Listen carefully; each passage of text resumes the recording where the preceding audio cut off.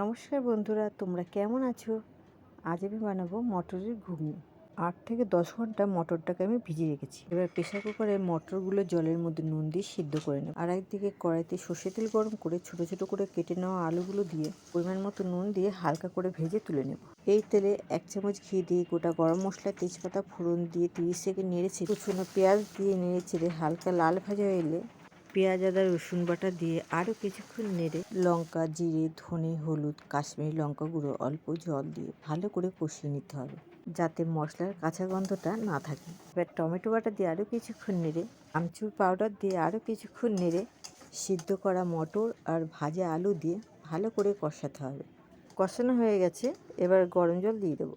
পরিমাণ মতো নুন আর চিনি দিয়ে ফুটিয়ে মাখা মাখা করে নিয়ে গরম মশলা ও ধনেপাতা দিয়ে নামিয়ে নেব। রেসিপিটা যদি তোমাদের ভালো লেগে থাকে তাহলে like, comment, share and subscribe করে দিও।